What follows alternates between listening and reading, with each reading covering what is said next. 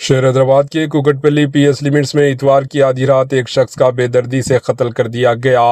Police ने मुतवफ़ी की शिनाख्त बोरावंडे के सैयद साहब के तौर पर की। ऐसा लगता है कि कत्ल इस वक्त हुआ जब अपने दोस्तों के साथ वो सब मिलकर शराब पी रहे थे।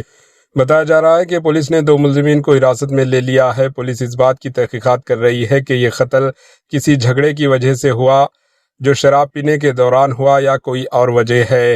Bureau report, HN news.